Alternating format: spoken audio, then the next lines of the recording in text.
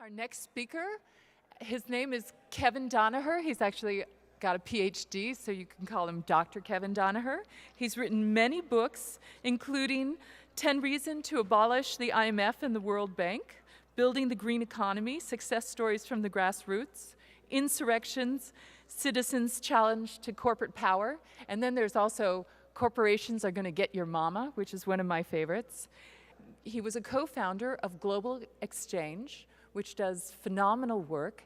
He's also a producer of the Green Festivals, and he and his wife are pretty famous too for like taking over the World Trade Organization stage when they shut down the WTO in Seattle in 1999. And I think Kevin is sort of at the cutting edge of social movements and transitions, and he's a great hero, a great friend. Please warmly welcome Kevin Danahur. Thank you, folks. Thank you very much. It's an honor to be in front of people who have enough courage to challenge the accepted wisdom. On September 11th, I was supposed to speak at a college in Colorado, and I went to San Francisco Airport early in the morning, and the police were turning cars away at the airport entrance. And I was like, whoa, that never happens. And I remember coming home and watching the news, and I was a firefighter fighting forest fires in the summer to get through graduate school to get my PhD. And I remember noticing it was black smoke fire. Black smoke fire is a cold fire. It's an oxygen-starved fire. And when I saw those buildings go down, I immediately thought, no, I'm sorry, kerosene, which is jet fuel, does not melt steel. It never has, never will. Let's see if we can get this to work. So what we can learn. The official conspiracy theory, when people say conspiracy, oh, you're conspiracy. No, the conspiracy theory is that a bunch of amateur Arab terrorists got physics to be in abeyance and hijacked 4 planes. And think about this. You wouldn't fly them into the building early in the morning. You'd wait till executives were there. You wouldn't fly them into an office building. You'd fly them into a nuclear power plant. You wouldn't fly them into the side of the Pentagon that was depopulated, the opposite side from Rumsfeld's office, et cetera, et cetera. Science is on our side. Bill Cosby says, the truth will set you free, but first it'll piss you off. I was lucky enough to have a PhD advisor who he would force me to summarize my 676-page dissertation on U.S. policy towards South Africa to fewer and fewer words, and he got me down to a 2-word sentence. It was about U.S. government policy, and the sentence was, they lie, right? They were always saying, we abhor apartheid, but... And I remember during the Reagan administration spending a lot of time in Southern Africa, and 9 neighboring countries were attacked by the South African military. Refugee camps were bombed, women and children bombed. The South African government killed people in Paris and London. And when the condemnation would come from the UN, the Reagan administration would veto it, right? So, if our government was willing to lie about all these other things, like killing 2 million Vietnamese, like I was 18 when they tried to send me to Vietnam, and I knew that they didn't have an army or an air force, so there was no possible threat to us, which is why I didn't go. So why? Collapse of communism in the Soviet Union, there's your causal factor. As soon as communism is gone, what's the excuse for having a big military-industrial complex, right? Because that's what we were all raised on. I don't know about you older folks in the crowd, but we used to do duck and cover drills where atomic bomb attack by the Soviets, and we'd go out in the hallway and put jackets over our heads like that's going to protect you from an atom bomb, right? It was a terror exercise. It was to scare the crap out of us so we would believe the official line that communism was somehow a threat. So the problem is we have at least some aspects of a democracy. We have a lot of physical evidence. So it's absolutely essential for the imperial elite to keep people scared, because when you're scared, you're stupid. So when the U.S. military, friends of mine on the left, they say, boy, the U.S. military is so stupid because when you shoot those drone missiles and you kill those guys, the next day there's like 200 mujahideen with guns in the air saying death to America. That's the goal. That's the objective. Poke the junkyard dog with a stick, he starts to bark, and you say, hey, pay me, I'll protect you from that barking dog. Right? They had to create another credible threat that could be global, that could be believable, that would have a racist element to it, play into all the worst fears of our people. Government's first task after 9/11 was to imprint War on Terror. The only article I've ever gotten published in the Washington Post was the week after 9/11, and I framed it as war or justice. Why treat it as war instead of a crime? If it's a crime, you treat it with police action, and that's actually what's been effective against terrorism. Not guns and bombs and tanks and missiles, right? Because think, you're killing a mosquito with a $5 million missile instead of drying up the swamp of resentment and hatred that's producing the mosquitoes in the first place. So this war framing elevates so-called terrorists to super war status. I mean, it's stupid on the face of it, right? The only reason you would do it is if it was a fake threat and you wanted to scare the American people into believing they need to keep funding a huge military-industrial apparatus. So this is what pisses me off more than anything else. Millions of Americans watch CSI Miami, CSI New York, crime scene investigation. What happens at a crime scene? Yellow police tape goes up around the area and nobody touches a damn thing. It's my husband's wallet. Lady, it's a crime scene. Don't touch it. In both New York and Washington, D.C. on 9/11, the evidence is not only taken away, it is destroyed. The only reason you would do that, break standard operating procedure, is if you had something to hide. Commanders in the military-industrial complex needed to derail talk of peace dividend, right? Remember when that was happening? Oh, Soviet Union collapsed, peace dividend. You know, it's like people who say they're disillusioned with Barack Obama. I always say, well, you have to be illusioned before you can become disillusioned. So let's not be illusioned. Let's not expect people in limousines with security guards to solve our problems. They don't know our problems. They don't ride the Mission Street bus like I do, right? So there's no way they're going to fix our problems. It has to come from us, the solution. The Bush administration had its worst legitimacy crisis. Remember, Kenny Boy, right? Ken Lay from Enron was Bush's biggest financial supporter. That all got wiped away. And with the destruction of Building 7, the Securities and Exchange Commission offices, with all the Enron files and a lot of other corporate crime files, oh, gee, it all disappears. And now it comes out more recently after this financial collapse of 2008, the Securities and Exchange Commission was destroying files from a lot of these big bank crimes. Interesting. The building owner, as you know, put down $30 million and walked away with, what, 4, 5, 6 billion, Who had the means, right? What government has overthrown more governments in the world than any other? We're the champs at this. You know that thing, we're number one. We're actually number 37 in terms of healthcare systems, but we are number one in overthrowing other governments. And, my main area of research over the decades has been U.S. foreign policy. And there's a long history. It goes back prior to the Bolshevik Revolution. We were sending troops into other countries to get their resources, keep the labor cheap. That's capital's term. For the workers who work for $1 a day, it's not cheap. It's very expensive. Who had access to Building 7? Look at the tenants of Building 7. When you tell people a simple fact of who were the tenant organizations in Building 7, and that Rudolph Giuliani had this special disaster control center that he wasn't in, and in an ABC TV interview, they asked him, why weren't you in that building? Oh, we were told it was going to collapse, he was told. Later on the campaign trail, when he was running for president, people sandbagged him with video cameras, and they said, who told you that it was going to collapse? And he said, oh, I never said that. It's on videotape. It's like these people lie even knowing that the lies can be disproven. It's amazing. Costs of the war, $3.3 trillion, more than 1/5 of the national debt. Everybody's saying, oh, the national debt, the debt ceiling. All right, you want to deal with the fiscal crisis of the U.S. government? It's the military-industrial complex that's the problem. Healthcare and disability costs of veterans from Iraq and Afghanistan is going to amount to almost $600 billion over the next 40 years. Right? We work with doctors in Iraq, and there is an epidemic of babies born with no eyeballs in their sockets in Iraq from the depleted uranium that's been powdered all over that country. What percentage of the American people know about the epidemic of babies born in Iraq with no eyeballs in their sockets? That's the part that bothers me the most, the stupidifying of my own people.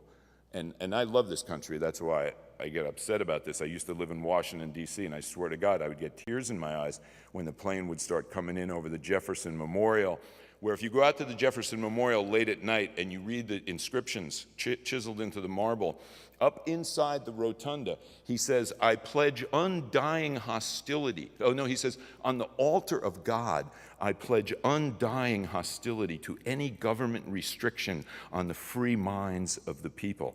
Telling a lie of this proportion is worse than any kind of repression, because what you've done is you've put a mistruth deep into people's minds and their hearts.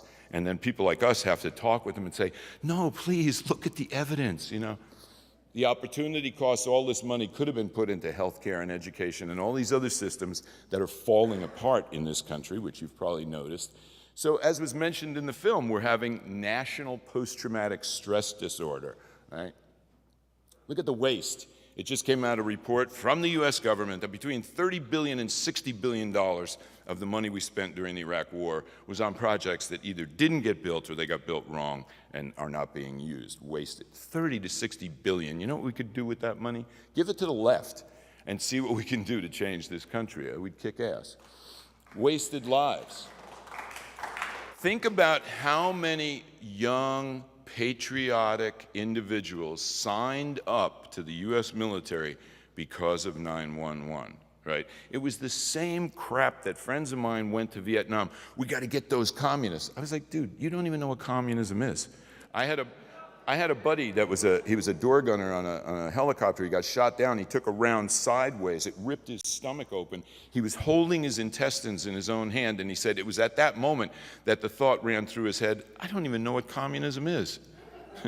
He didn't die, luckily. He spent 5 years in a POW camp. Very, very interesting guy to talk to about how prisoners were treated if you behaved yourself and didn't try to escape.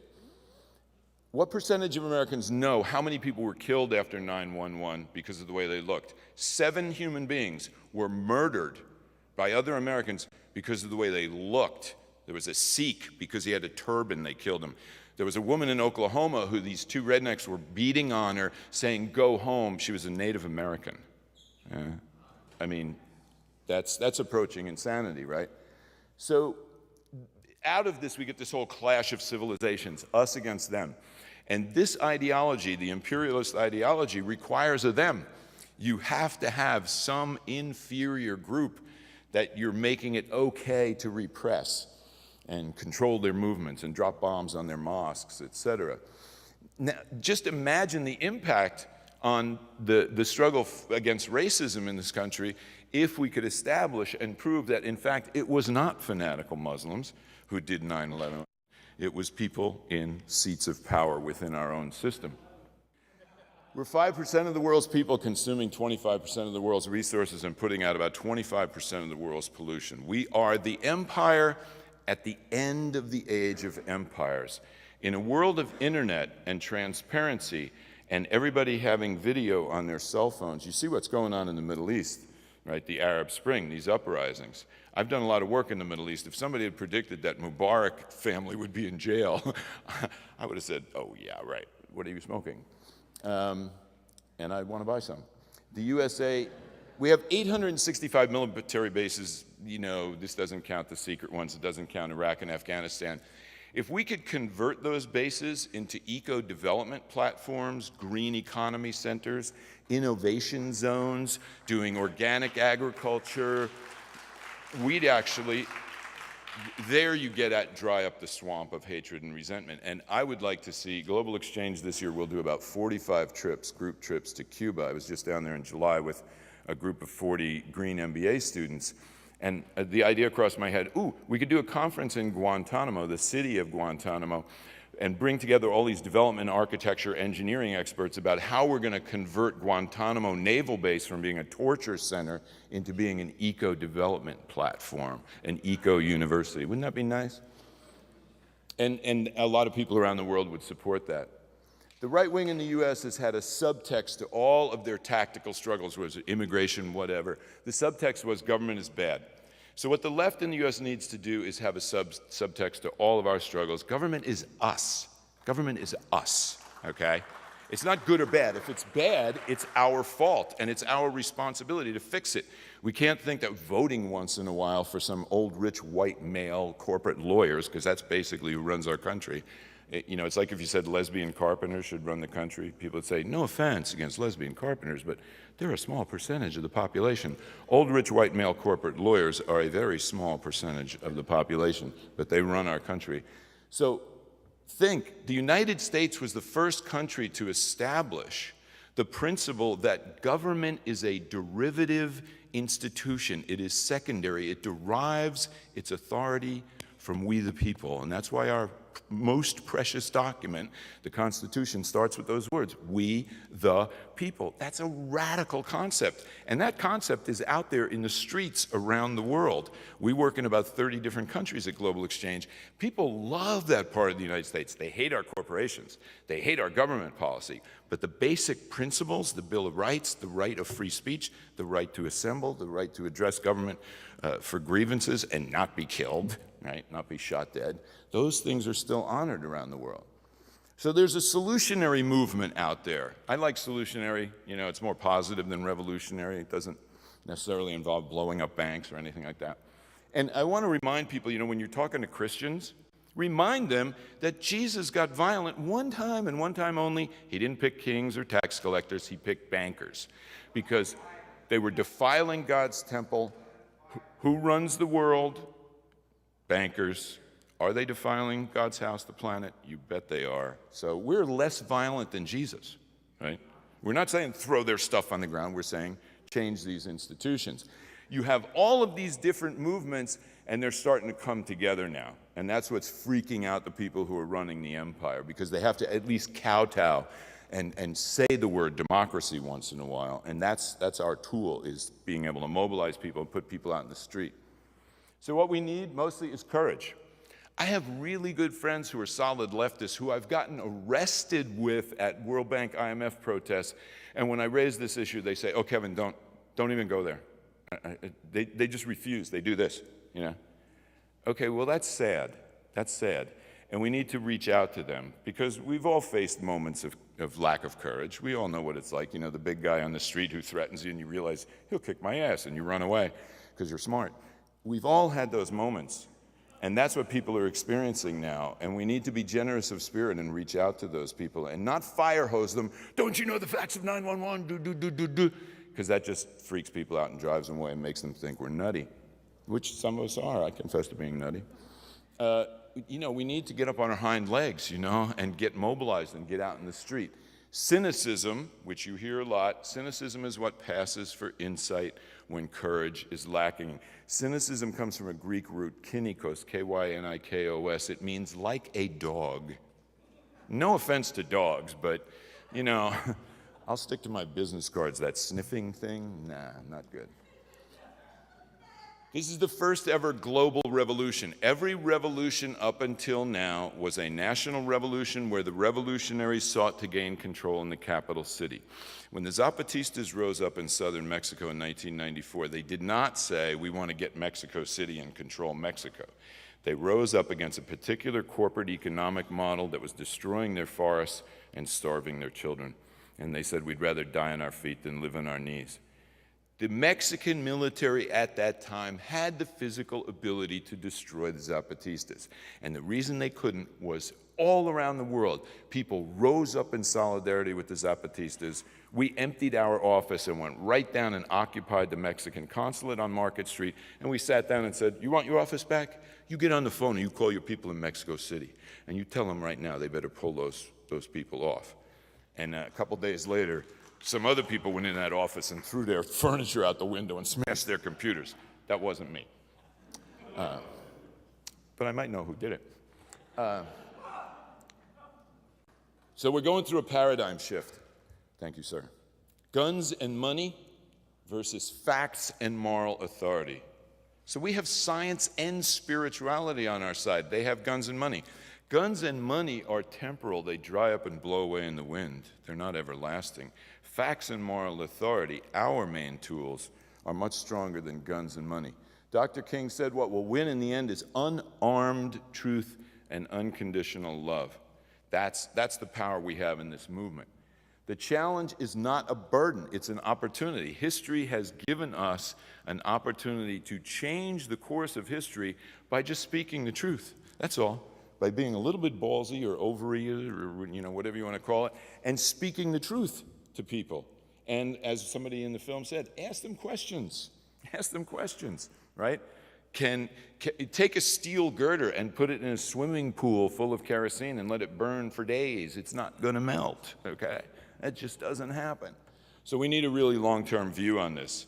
We're all, I'm one of these get it done yesterday kind of people too. I'm very impatient. But we have to realize the cathedral builders in Europe and those cathedrals that took 400 years to build, the people who did the foundation layer, they knew that they would not see the final product of their work.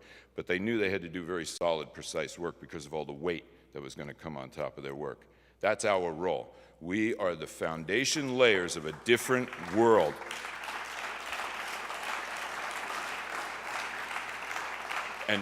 And when you lay a foundation, it has to be very solid and very precise. So we don't need to exaggerate. We got tons of facts on our side. I did a lot of work in the anti-apartheid movement. People would exaggerate the crimes of apartheid.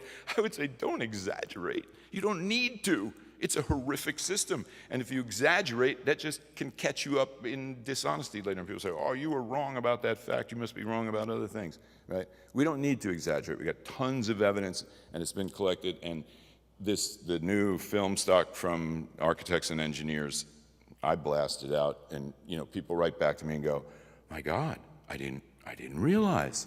A lot of people just haven't thought enough about it. So we've already won. Think.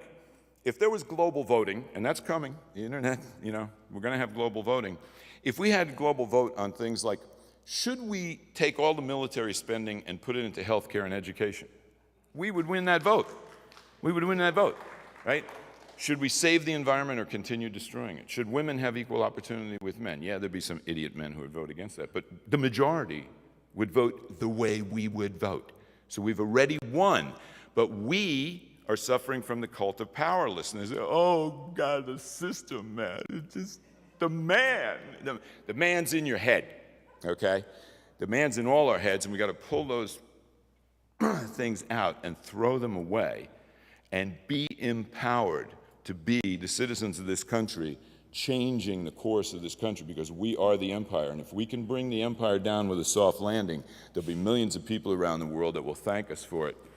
The prime directive is from William McDonough. How do we love all the children of all species for all time? Thank you very much. I appreciate your attention. Stay here, all right? Kevin's going to be available for some questions and answers right now. If you didn't hear what the gentleman said, have a house party. Invite some people over to your home, your neighbors. We should all know our neighbors. And say, let's just watch this and then have a discussion. If people still want to deny it afterwards, okay, but at least you made the effort. You tried. Well, of the motives that you mentioned, one that wasn't mentioned was the invasion of Iraq. And I believe it wouldn't have been possible without 9/11. I mean, how could you have made any case for it? Also, if we recalled, Secretary, the Treasury O'Neill was saying before he left the administration, they're obsessed with Iraq. And then, of course, we know about the document, Rebuilding America's Defenses, where they say we have to be able to undertake multiple wars at one time. They also want to get rid of Saddam. So I think in those motives, the invasion of Iraq is one of the principal ones. I totally agree. My number one of the military-industrial complex, that includes Iraq and Afghanistan. What people don't realize about Iraq, I happen to have been in Iraq with one of our group reality tours before the first invasion, Daddy Bush, and it was very interesting because the government and Saddam were saying, "Oh, we're not going to be invaded. Kuwait's part of Iraq anyway. We didn't do anything wrong." But I was having trouble getting my 15 people on seats on planes out of Iraq because all the Iraqi elite were out at the airport putting their wives and children on the planes to get them out. So it's interesting. Governments lie to their people. Yeah, they all do, including ours. And ours, unfortunately, because it's an empire, has a lot of reason to lie. And that's our responsibility. If my government is lying to my people in the world, it's my responsibility as a citizen to do something about it. I can't just complain during cocktail parties or something. I have to actually go out and do something about it. Yeah, and I think there's a higher goal than getting these people in jail. I mean, I'd love to see that. I'd be there, applauding as they were perp walked with the handcuffs. But I think there's deeper issues here, and that is the empire. We've got military units in about 100 countries doing kind of Navy SEAL, secret operations, stuff like that, all sorts of nasty stuff that the public doesn't know about. And that all has to be deconstructed. That's a massive undertaking. So yes, individuals should go to jail, but there are these structural problems. It's our corporations and our banks, which are the dominant economic actors, still, with all the hype about China.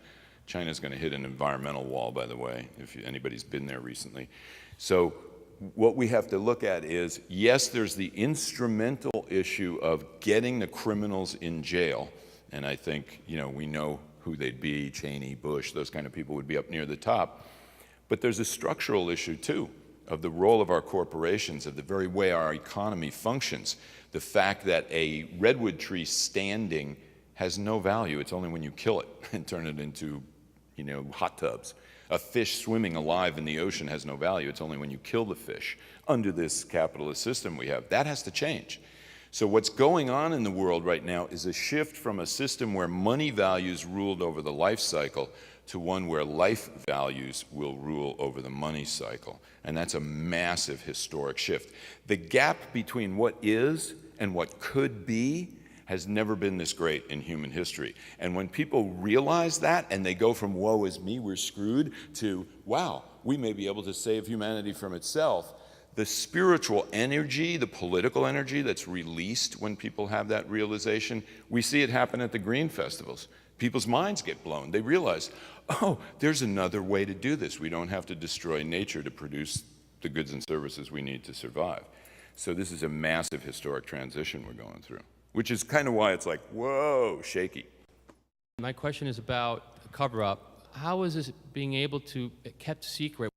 When these things are done, part of the planning is the propaganda. You notice that a press release went out about Building 7 coming down, that the BBC is reading it, and Building 7 is still standing behind them. There were screw-ups like that. When John F. Kennedy was killed, there was a press release in Australia that couldn't have been, it was about Lee Harvey Oswald, and he hadn't been captured yet, So there are little flaws in their bullshit story. But to me, a state that has to repress is not a strong state. It's a weak state. A strong state, the leaders would come out and say, hey, we're going to invade Iraq because it's got not only a lot of oil, but it's got the best water resources in the Middle East, right? Something people forget. And then everybody would say, oh, yeah, great, let's invade them. If you have to kill 3,000 people to maintain your imperial military-industrial complex, you're illegitimate by definition. So again, we have to find strength from the fact that we're right. We're on the side of truth. And we're not going to go away. We're not going to go away. So thank you very much.